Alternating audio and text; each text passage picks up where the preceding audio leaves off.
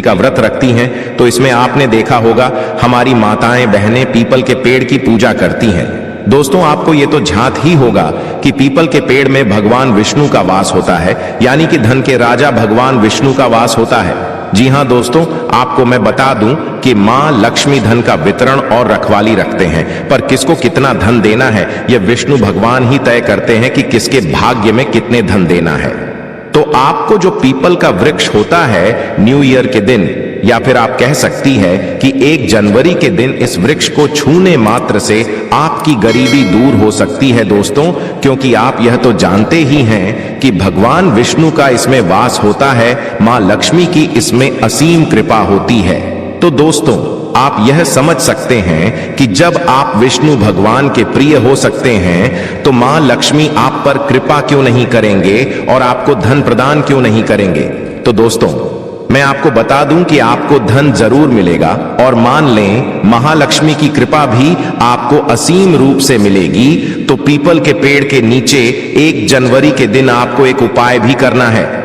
दोस्तों, सबसे पहले तो आप पीपल के वृक्ष को प्रणाम कर लीजिए और उसके बाद उसे वृक्ष को छू लीजिए और पीपल के पत्ते को भी तोड़ दीजिए और इस पत्ते को तोड़कर अपने घर ले आना है। आपको इससे पहले कुछ आपको और उपाय भी करना है। दोस्तों, आपको पीपल के पेड़ के नीचे एक घी का दीपक जलाना है और पीपल से आपको एक भोग भी लगाना है, जो कि आप यह कर सकते हैं कि किसी मिठाई या फिर कोई स्वादिष्ट व्यंजन हो उन्हें अर्पित कर दीजिए, क्योंकि पीपल को ही भगवान विष्णु का स्वरूप माना जाता है, इसलिए पीपल की पूजा की जाती है। इसलिए आप कोई मीठा भोग उन्हें चढ़ा दीजिए और इसके बाद भगवान विष्णु से यह आपको कहना है कि हे वृक्षराज, हे विष्णु भगवान, आप हमारी दरिद्रता को दूर करें। और वहां पर आपको एक घी का दीपक जला देना है और घी का दीपक जलाने के बाद आप पीपल की विशेष रूप से कहिए कि हे वृक्षराज, आप हमारी धन की जो हमारी समस्या है उसे दूर करें और हमारे जीवन में धन की समस्या को जड़ से हटा दें।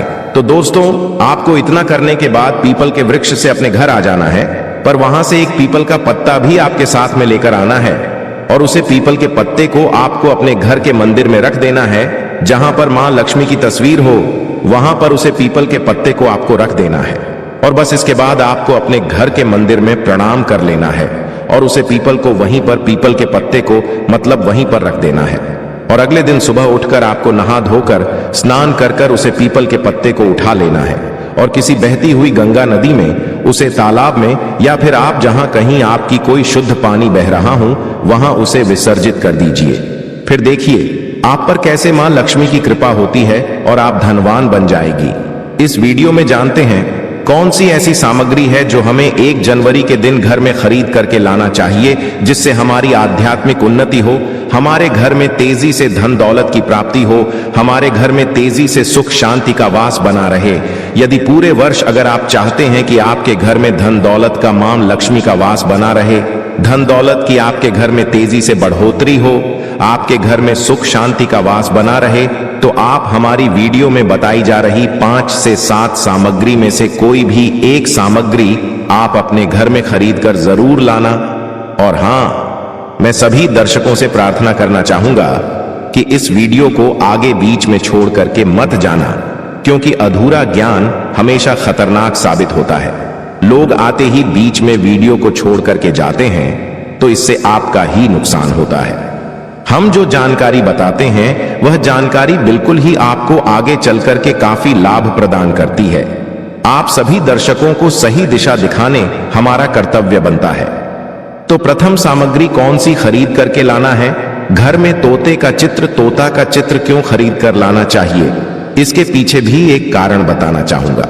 इसमें वास होता है, ऐसा माना जाता है। आपके घर में अगर छोटे बच्चे हैं या फिर अगर आप यूपीएससी की तैयारी करते हैं, कोई अच्छी जॉब के लिए तैयारी करते हैं और आपका पढ़ने में मन नहीं लगता है, या फिर आपको नींद आने लग जाती है, या फिर बीच बीच में कोई परेशानी आ जाती है, या फिर आपके घर में जो छोटे छोटे बच्चे हैं जिनका पढ़ाई में मन नहीं लगता है, तो तोते का चित्र लाइए और घर की उत्तर दिशा में आप तोते की तस्वीर को बिल्कुल ही वहां पर लगा दीजिए। ऐसा माना जाता है कि उत्तर दिशा में अगर आप नए साल के दिन तोते की तस्वीर घर में लगा लेते हैं तो आपके घर में जो पढ़ने वाले बच्चे हैं उनका मन लगता है, घर में आपसी प्रेम बढ़ाने लग जाता है। सभी लोगों की जो आयु होती है वह लंबी हो जाती है, सौभाग्य की प्राप्ति होती है और तोते को दरिद्रता का नाश कहा जाता है। आपके घर में बीमारी है, दर्द देता है, अर्थात आपके घर में जो गरीबी है उसको यह नाश करने वाला कहा गया है। वास्तुशास्त्र में तोते को बहुत ही उत्तम पक्षी कहा गया है। जिस स्थान पर तोता का चित्र रखा जाता है उस स्थान पर कभी भी दरिद्रता का वास नहीं होता है। तोते की तस्वीर जरूर लाइए। और आगे बढ़ने से पहले अगर आपने हमारे चैनल को सब्सक्राइब नहीं किया है तो चैनल को सब्सक्राइब करके बेल आइकन जरूर दबा दीजिए। दोस्तों, आपसे एक बात और कहना चाहूंगा कि आप अपनी राशि को हमारे कमेंट बॉक्स में जरूर शेयर करें हमारे साथ, क्योंकि हम आपकी राशि से जुड़े कुछ ऐसे उपाय भी बताते हैं जिनसे आपको धन की प्राप्ति हो और कुछ विशेष रूप से आप पर कृपा हो। या फिर आप यह समझ सकते हैं कि आपको हम कुछ ऐसे उपाय भी बताते हैं एवं तांत्रिक उपाय भी बताते हैं जिनसे आपको लाभ की प्राप्ति हो और आपको कोई भी समस्या हो तो भी आप हमारे कमेंट बॉक्स में हमें बता सकते हैं, क्योंकि हम प्रत्येक कमेंट को विशेष रूप से उसे पर ध्यान देते हैं और आपकी सभी सवालों का जवाब भी देते हैं। सच्चे हृदय से कमेंट बॉक्स में लिखना न भूलें, जय मां लक्ष्मी। ध्यान से सुनना, हिंदू धर्म में शंख को बहुत ही पवित्र माना जाता है। अब ऐसा क्यों माना जाता है? क्योंकि समुद्र मंथन के दौरान शंख की उत्पत्ति हुई थी और 14 रत्न में से शंख की भी गणना होती है। शंख भगवान विष्णु जी ने स्वयं धारण किया हुआ है और ऐसा माना जाता है कि जो शंख है इसमें माता लक्ष्मी का वास होता है। जिस घर में शंख होता है, जिस घर में शंख को बजाया जाता है, उस घर का वातावरण पवित्र हो जाता है। वहां पर रहने वाली जितनी भी नकारात्मक शक्ति होती है उन सबका नाश हो जाता है। शंख नकारात्मक शक्ति को उल्टा सकारात्मक में बदल देता है। इसमें आपका फायदा ही फायदा होता है। नए साल पर अगर आप शंख अपने घर में लाते हैं तो भगवान विष्णु के साथ साथ माता लक्ष्मी भी दौड़ी दौड़ी चली आती है। और खास तौर पर नए साल के पहले ही दिन शंख अवश्य बजे। इससे आपका नया साल जिंदगी भर कभी खराब नहीं होगा। तो साल 2025 में प्रथम दिन 1 जनवरी के दिन आपको शंख जरूर घर में खरीद कर लाना चाहिए। मैं तो सभी दर्शकों से कहना चाहूंगा कि घर में शंख खरीद कर अवश्य लाएं, क्योंकि घर में अगर आप शंख रखते हैं तो आपके घर में सर्वप्रथम यह बीमारी से बचाता है।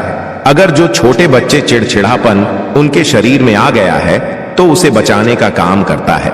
बच्चों के पास शंख बजाने से बच्चों को लगी बुरी नजर दूर भाग जाती है। नए साल पर घर में शंख बजाना मतलब स्वयं अपने समस्त देवी देवताओं को अपने घर में आमंत्रित किया है और वह अब आपका उद्धार करेंगे और वह आपके आशीर्वाद देंगे ताकि आपका नया साल हमेशा खुशनुमा गुजरे। तीसरा, इसका जबरदस्त फायदा है कि आपके घर में तंत्र मंत्र जादू टोना यह कभी लग नहीं सकता। और फायदा यह है कि आपके घर में लक्ष्मी को स्थिर रखने का काम करता है, अर्थात आपके खर्चे को रोकने का काम भी करता है, अतिरिक्त खर्च को रोकने का काम करता है। इसी के साथ पांचवा जो फायदा है जबरदस्त है कि आपके घर में सुख शांति वैभव का वास हमेशा बना रहता है, पूरे वर्ष बना रहता है। तो आप अपने घर में शंख खरीद कर जरूर लाइए, यह आपको बहुत ही ज्यादा बेनिफिट देगा। इसके बाद है गणेश जी की मूर्ति।